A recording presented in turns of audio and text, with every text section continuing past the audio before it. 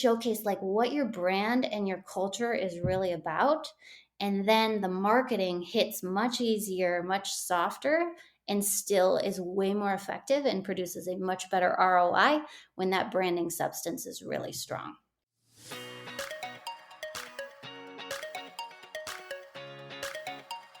Welcome to the Insurance Refocused podcast, where we're highlighting real agent stories and how they are innovating to respond to the changes and challenges happening in the independent insurance industry.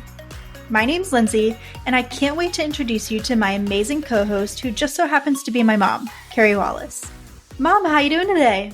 You know, Lindsay, today is a Friday, but in a couple of ways, it feels a little bit like a Monday. I'm not going to lie.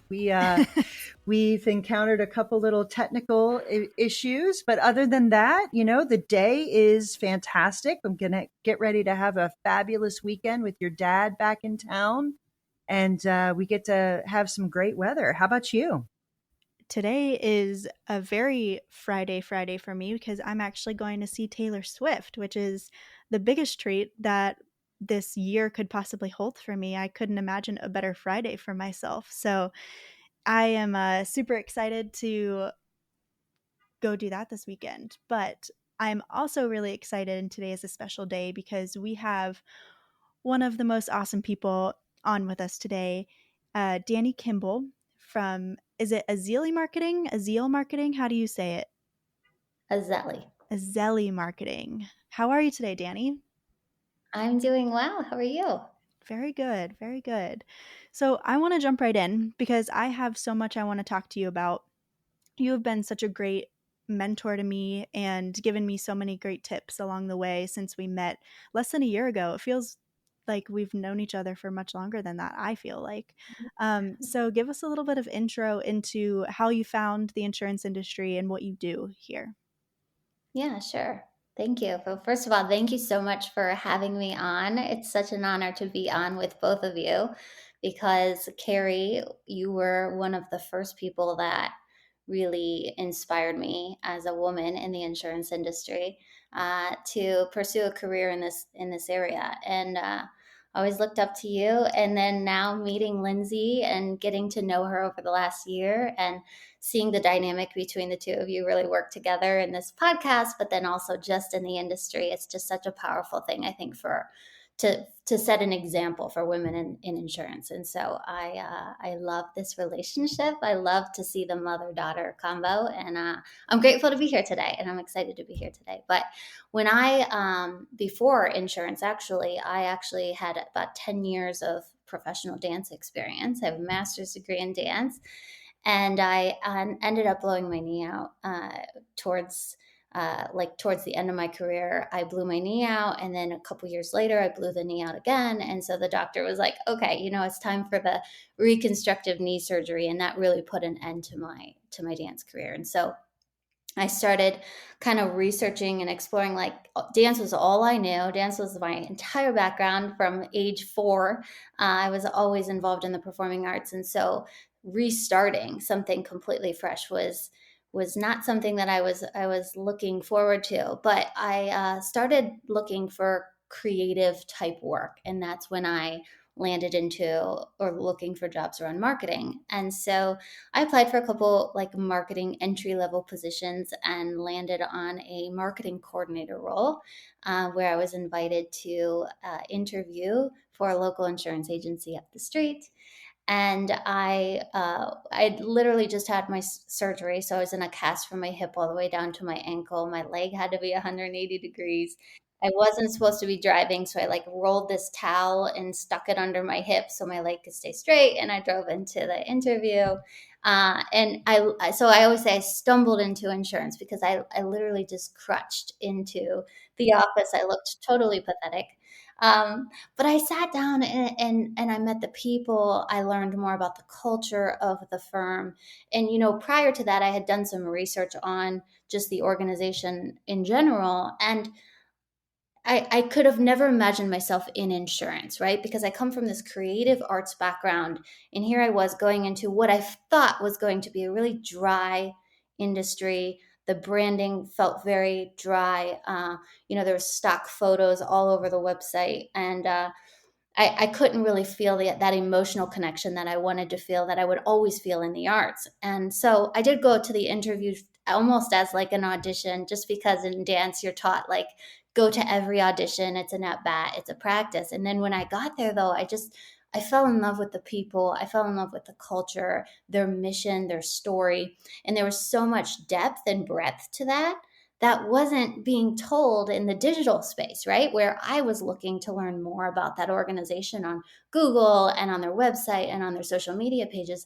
I didn't feel any of that in the digital space. But when I walked in and met the people, it was just like, it was so vibrant, it was so alive, and it was so rich. And they were all very driven around the purpose of really, really protecting their clients very well and building those long-term loyal relationships with them. And so I immediately saw the opportunity in saying like, wow, like this story is not being told. It's not being told in the marketplace. It's only being told maybe by the clients who are telling other people. And so how can we like scale that up? And how can we build a brand that really puts that out into not just the digital space, but also physical space too, and getting more people talking about this brand, getting the community really connected to this brand. And so I always say, like, on that day when they offered me the job, this agency became my studio. The agents became my dancers, and I was kind of back to being the choreographer and really like morphing and bringing this brand to life. And so that's my journey into insurance. I spent about 5.5 years there. I had a wonderful experience at the agency, met and built incredible relationships there. Was blessed to have a really, really great culture. But I'm also a mother of 4 little kids. And when I was pregnant with my fourth, I said, okay, I think it's time for me to kind of create some balance and some freedom in my schedule from a traditional corporate schedule. And so that's when I launched my own marketing firm, just to create more of that flexibility and also to like work with other small businesses and brands and help them really elevate and grow as well.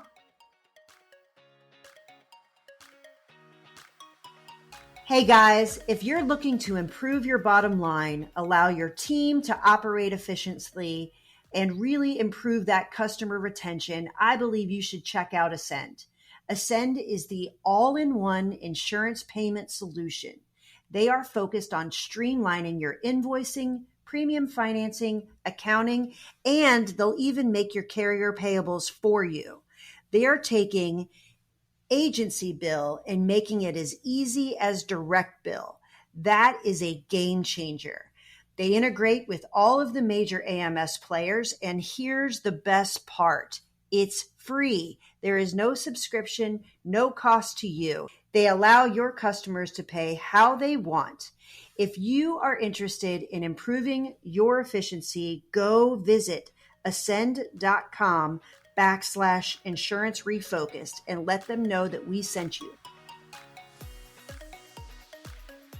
So Dani, first of all, thank you for the kind words that you said about me and Lindsay, and because I actually view you as a mentor. I mean, honestly, if you remember 2 years ago, I went out on my own, and one of the first people I reached out to was you because I knew absolutely nothing about marketing. I mean, I'm skilled in some areas. I would not say I have a creative bone in my body where that's your strength. That's your superpower. Like you absolutely exude it in everything that you do. And I think I'm not unlike a lot of agency owners that know insurance, they know coverage, they know people, they know relationships, but to translate that to marketing and package it in a way that makes sense is really hard, actually. Like same reason that you thought insurance is dry. How do we do that? I think sometimes we have our own perception of no one's going to care about this, or that's really not what we're going to do. So I'd love for you to share some tangible ways that you were able to help take marketing in insurance or in general and make it something tangible, measurable, and something digestible for someone to be able to implement. Can you talk about what that looked like? Yeah, sure. No, thank you. I appreciate your compliments as well. Um, So one of the things that I found early on in the industry in general, the agency in general, is that most agencies don't have a marketer in house to really run the marketing, right? And I was one of the only, what felt like one of the only marketers in inside an agency, and so almost building that marketing plan and brand strategy from the ground up. There wasn't really a blueprint out there for me to lean on. There were great resources like Elevate, Agency Nation. I really leaned on at that time, and the people that were part of that organization were extremely helpful. And they were teaching agencies how to market because, like I said, they didn't have the marketers in house doing it for them. So, what I started with and what I still recommend to insurance agencies is look at the processes and systems that you already have in place. You don't need to disrupt with brand new, shiny object marketing tactics. Instead, go straight to those processes and systems and insert marketing into that. And one simple way would be the customer onboarding strategy, right? So you already have onboarding steps in place and a process in place to onboard your customer. And it may even include something like a welcome email. How can we freshen that up? Maybe it's a video.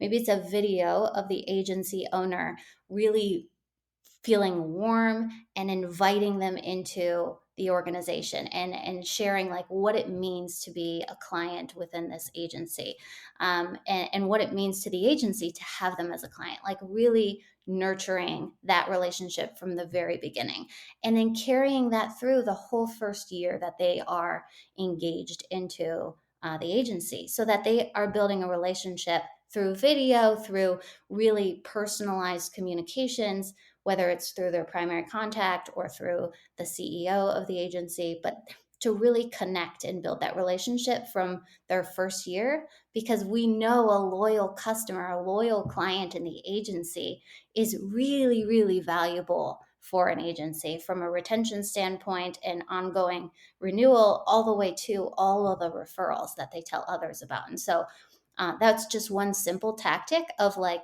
inserting communications and marketing into the welcome and the onboarding experience for the entire year, and then nurturing that relationship to hit those retention goals and to hit referral goals. And so the KPIs of that over time, this is not going to happen overnight, but over time, you start tracking your retention percentage and you start tracking the number of referrals that you're bringing in. And so those would be the measurables that you pay attention to. Is that helpful?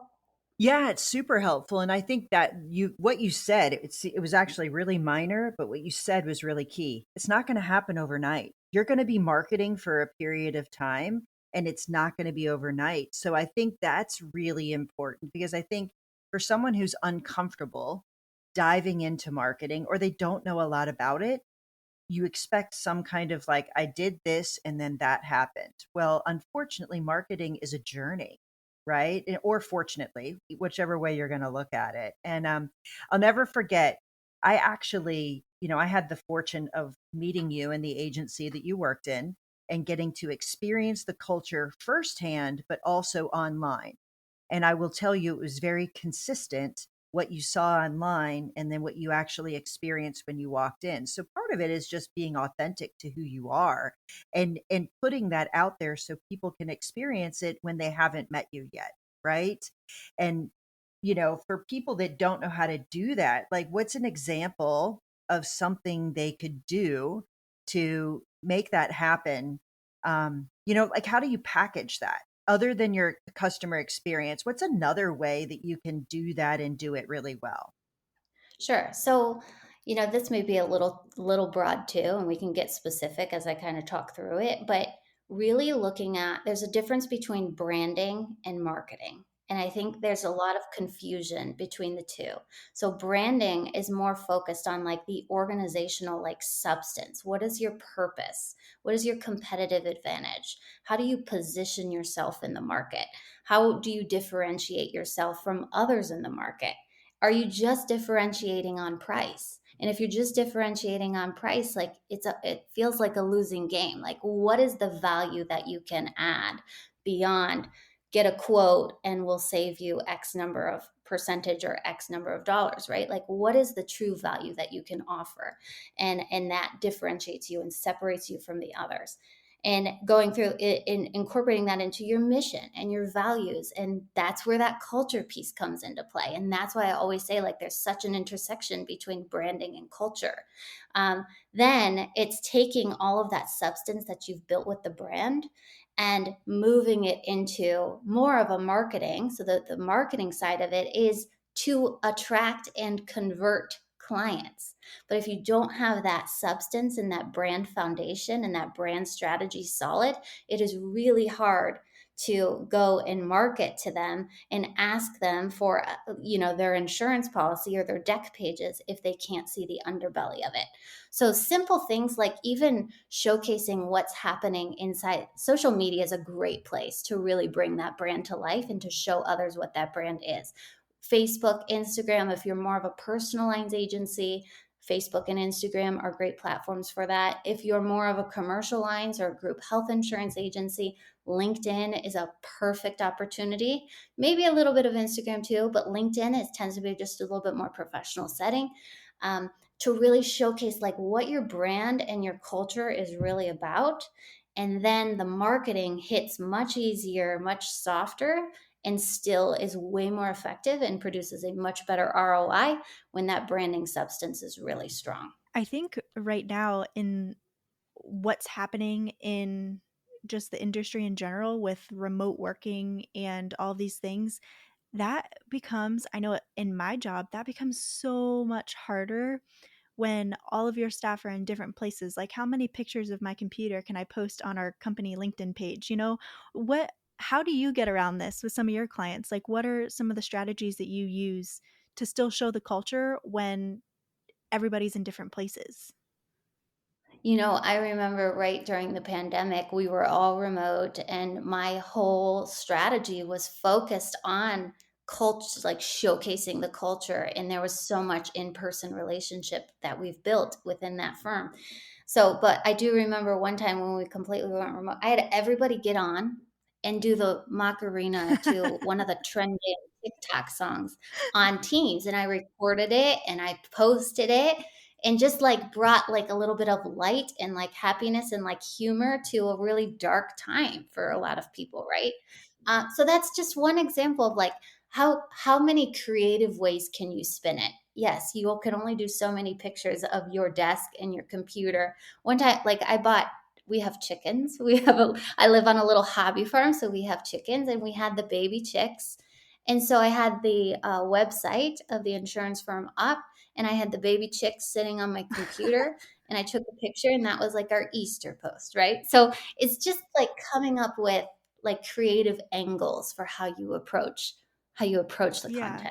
content. And you introduced me to a new topic. We had the opportunity, we were on the same flight from a conference we were both at in North Carolina, and everybody else was driving. So it was only you and I who were going to the airport. And I totally took advantage of this situation. I'm like, heck yes, I have an Uber security line and waiting at the gate with Dani Kimble. How many questions can I ask her? Ready, go.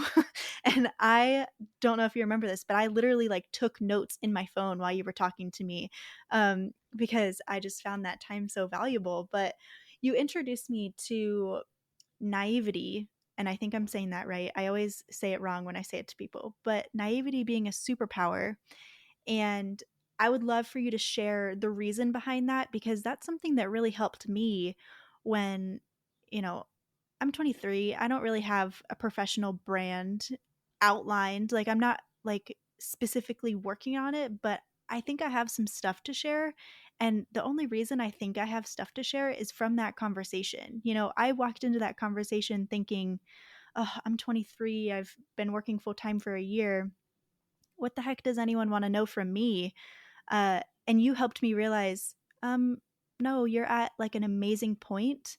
Um, to start sharing. So I'd love for you to share your viewpoint on that and maybe help someone else who's in the same situation as I was back then.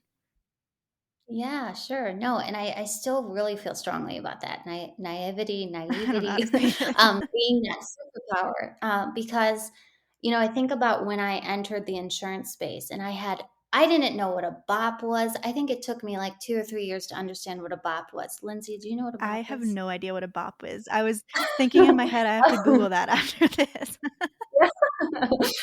It's a common insurance agency jargon terminology piece, but it's a business owner's policy, right? And so, anyways, that's not the point of what I'm about to say. But it's like there was so much jargon, so much terminology thrown around that I didn't understand exactly like the insurance space at all. And that was the superpower, though. I mean, people would look at some of the stuff we did and probably be like, this agency's crazy. Like, what are they doing, right? Like they're all over video, and I had like dancing going on. We did sock dances to like for a state associations, like brands, and I mean all kinds of like kind of crazy stuff. But it was because like there was no blueprint for me to follow. There was no like marketing plan mapped out, and so I just got to be super creative with that. And that's what naivety allows you to do, is like if you don't have like if you don't have the experience to back you up, but you also don't have like a blueprint or a system to follow that's black and white, then you get to build it. And that was the beauty early on for me. But then the deeper you get into the industry, the more of like, what are the best practices? What's the tactics that are working? And you don't think as creatively because you're kind of just like leaning on everybody else that to kind of help you through that. So I think it just breeds creativity more than anything. And another thing that you and I talked about is you did not come from a marketing background.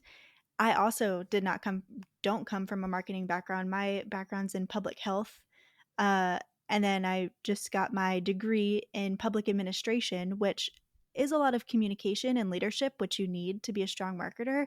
But it's not marketing. Like I didn't sit around and learn marketing principles that, help me how to write a marketing plan or how to create brand strategy. So how did you like obviously there's things when you come into marketing that you have to learn, right? Mainly being like marketing strategy, brand strategy, and all of like the principles that come with that. Where did you go to learn those things? Hmm. Yeah, no, that's a really great question. And the CEO, Patrick, he was super helpful in introducing me to direct response marketing materials and authors and books that I should be reading, articles that I should be subscribed to. So I did invest a lot of time trying to learn marketing from the the leaders of marketing back in the 80s and 90s, like the copywriters, the legendary copywriters that like had a proven framework for how to drive a conversion, right? So I did a ton of like direct response marketing at the beginning through books, articles, binders of information, honestly, like physical binders with like pamphlets and things to study it. But then also just looking at the marketing around you, especially as we move into a digital space, like paying attention to if you make a purchase, why did you make a purchase? If you're purchasing a software or subscription, what drove you to that purchase? Were you reading like 5 or 6 testimonials or reviews before you made that purchase? Oh, that's a sign. And you can do the more research to further back up with data to show that reviews and testimonials truly help, or social proof in general truly helps drive a sale, right? So it's paying attention to what marketing is really working, and then it's following the thought leaders, the authors, the brand builders who have proven track record of success to kind of learn the foundation and principles that they are really building onto. So you've definitely talked about some basics. If I'm an agency owner and I'm sitting here, I would hope that they're listening and hearing and absorbing. Start with what you know. Start with what you would want to highlight as being who you are, who the organization is, and what you want your customers to think of when they think of you. That is really the essence of what's going to drive business your way. It's if you haven't met someone today, are you giving the right impression to them? And is it someone they can connect with and feel like, you know what, I would trust these people. I would want to do my business with them. That's all fantastic.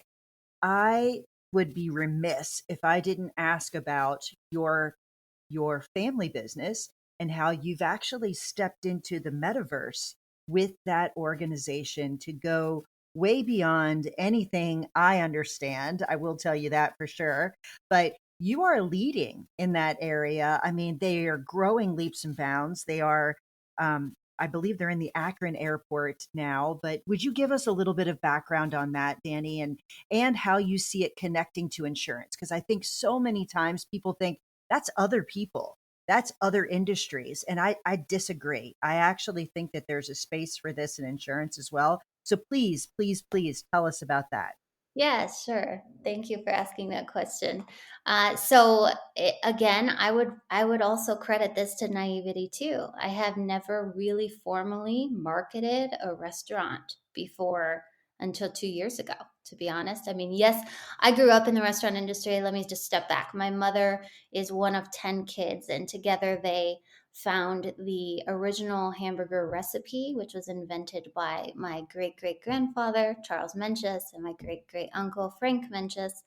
And just recently, actually, let me step back for a second. We opened restaurants in the 90s. We've been serving the original recipe in our stores for a long time, and we talk about the story quite a bit. But within the last 5 years, the research came out around the invention and the claims of the invention of the burger. And there's about 3 or 4 different claims around the world. And then it all kind of boiled down to, it's in a book called Hamburger Dreams, but it all kind of boiled down to Charles and Frank Menches being the inventors. And when that research came out, I again was like, there's roots here. Like, this is a real story. It's like a real credible story. And it's within my family, right? And we already have the restaurants. We've built a good community relationship. How do we get this brand from local to global? How do we allow people around the world to experience the first original burger? Taste the first original burger. And so that's when I kind of just stepped in and started playing, to be honest. I just started playing with the brand. That's when we explored a Web3 project. So we did launch it's called a Lil Mensch membership NFT program, but it is very similar to like a Panera Rewards membership or a Starbucks Rewards membership. And we operate it very similar to that structure. It's just more tailored. It lives on the blockchain, you know? But it comes with discounts. It comes with exclusive items and menu items and things of that sort. So that's been a fun project, and also exposed me. I really was fascinated by where Web3 and the metaverse and how that's going to play into marketing and how we can align that to small businesses. I think it's a great opportunity for small businesses. It is a little, honestly, it's a little shaky. It's a little shaky ground. Everything isn't fully established. Security, there's a number of different things that I know they're looking into regarding cryptocurrencies and stuff. So maybe I was a little too ahead with it. And I'm glad that we did it. And our customers who have the memberships reap the rewards and benefits. My question that I always ask myself is like, does it need to live on the blockchain? No, it doesn't. I mean, yes, they have a cool like graphic, and eventually they could like resell that, as the burger story continues to grow. And so I'm curious to see what happens over the next 5 to 10 years. But I could have done that on Web2 platforms, probably a lot easier. So I say the point of that is just like exploring and testing new ideas and new strategies, and choosing the ones that aren't going to like put your business at significant financial risk if it doesn't work, right? But then testing and experimenting and really evaluating, measuring the data to see what's working, what's not, and whatever's working from a marketing standpoint, whatever you sense. Actually, I wouldn't even say hard number data. If you're feeling like qualitatively that this is heading in the right direction, you're getting good feedback, you're getting good messaging around it, and people are responding and connecting to it, that's enough data to start pushing it forward to get more measurable data and really decide which programs you want to grow and scale. So with the restaurant as an example, it's like now we have like 7 or 8 different revenue streams that were initially just a brick and mortar restaurant. We have 7 to 8 different revenue streams, and then we can scale 3 or 4 of those. We have a virtual kitchen. We're part of the Akron Canton Airport now. We do spice packs and mensch sauce through e-commerce, and we sell that online, right? So it's diversifying that income stream and testing to see which one of these are really going to take off. And so that's kind of where we're at now. I love that you brought up testing because that's a huge part of marketing, and it's the scariest part of marketing also, right? And it's the most complex because if you're talking about doing, A/B testing on an email where part of your email or part of your email list is going to get one thing and the other is going to get another, like that it that is like an extra step, right? A lot of people in insurance who are doing marketing, they're doing it to just get it done, right? They know it's something that they need to do, so they do it to get it done, but they're not actually thinking, how can I use this to my advantage? What is your like rule of thumb for how much testing you should do based on like how much should you have planned marketing to do and how much should you test?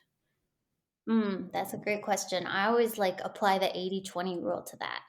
80% map to plan. And I even do this at the beginning of the year, even for my own business and for the businesses that I work with, like 80% of the work we do around marketing is mapped to plan, almost to a T. Now, we measure it quarterly. And so every quarter you review it and you look and say, what's working, what's not working, what do we need to change? Do the strategies need shifted and changed? So those still can be fluid, but 80% is like your workload is mapped out. 20% is open to experimentation, open to testing. Maybe you have a budget and resources around that as well. But that's important because marketing is evolving and changing so quickly. You look at the social media platforms and how much algorithms shift or change, and like when TikTok was on the rise and now we don't know if it's going to be here next year, and all of the different channels that are constantly moving and shifting and changing. And you always have to be kind of at the forefront in marketing, at the forefront to be ready to launch a new strategy or to do a test run of a strategy and see if that's going to actually be fruitful for you. But if you have, that's when I'll go back to branding. If you have the substance of a strong brand and a mapped out marketing plan, like you can fall back on that and it's still rolling and it's still working.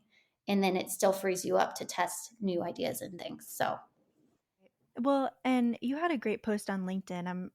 I don't remember exactly what it said, but I remember the gist of what it said, uh, where you talked about you used to get really caught up in the tactics, or not the tactics. No, that's not what you said. You used to get really caught up in like the algorithm hacks, is what you said. And I got really into the algorithm hacks a while ago, and it kind of controlled what I did for like way more than it needed to. I followed this guy and he studies the LinkedIn algorithm. I can never remember his me name. either, but I know who you're talking about. Yeah, and Reese I reports I out, Peter is his name. maybe. I don't know what his name is, but he posts like really great stuff. And one of the key things that I latched onto and I can't get out of my head is that most people are on LinkedIn in the morning. And so I'll find myself having something to post like after 12 o'clock noon and not posting it. And that makes no sense. Like, if I'm posting something that's of value and of like, you know, real substance, if I post it at 2 o'clock in the afternoon, it shouldn't matter because it's still going to find the people who it should go to, you Well, know? let me tell you a quick story about that because I think this is just like mental health in general. But social media is like made to get you hooked onto the platform a little bit, right? Like that's how they make money, is getting more people and more attention to stay there, not to get off the platform. And so I was the same way though, Lindsay. I was posting every morning at 7:40 a.m. And if you saw what my house looks like here at 7:40 a.m., I have 3 kids that need to get out the door by 8:05, and I have a fourth baby like who needs my constant attention. But I know, in quotes, that the algorithm tells me, because based on my data that I'm paying attention to, which is true, 7:40 is the perfect optimal time for me to post, but not just post. Like, yes, I can schedule it. I have to be on the platform for the next 20 minutes responding to comments, because if I respond to the comments quickly, then my post performs better. It got so like, and I realized like that is not the mother that I want to be, in my bedroom on my phone responding to these while I'm trying to get all my kids ready. That's not the values that I hold as a person, right? From my personal life. And so I like completely I had to put an end to it. Was it fruitful and did it produce ROI? Definitely. LinkedIn totally works, but you have to really create balance between that personal and professional life and make sure that is all in check. And that was the number one priority for me. So I'm with you on that. Like, I got so hooked into like what was working based on the data that it was interrupting my home life. 100%. Yeah. 100%. Well, thank you so much for coming today, Dani. I've learned a lot, so I hope our listeners have learned a lot from this conversation. If they want to reach out and contact you, where can they find you? LinkedIn is the best place to find me. Just if you go to Dani Kimble on LinkedIn, connect with me there, or you can send me a DM and we'll respond there. And if you would like to learn more from Dani, because I know she's not going to say it right now, she puts out an awesome newsletter every Thursday. She's trained me very well to look in my email inbox every Thursday. And I actually almost texted her last Thursday because it didn't come in the morning. It came like closer to the afternoon. And I was like, where's my email from Dani? Like, I need to learn from her this week. So go subscribe to her newsletter because she drops some great stuff in there. And it's a great resource to learn more about marketing. Thank you so much. I appreciate that.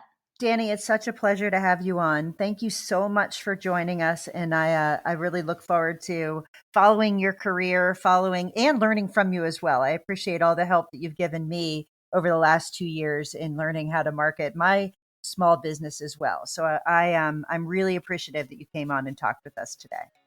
Oh, thank you so much for having me. I was so excited for this conversation just because I love both of you so much. And I'm so excited to see where you take the podcast and all of the great work you do in the industry. Thanks so much for tuning in to the Insurance Refocused podcast. If you enjoyed the episode, please be sure to hit subscribe and leave us a review so you'll never miss us. Want to learn more about how Agency Focus can help you grow your agency? Head to agency-focus.com or email Carey directly at carey@agency-focus.com.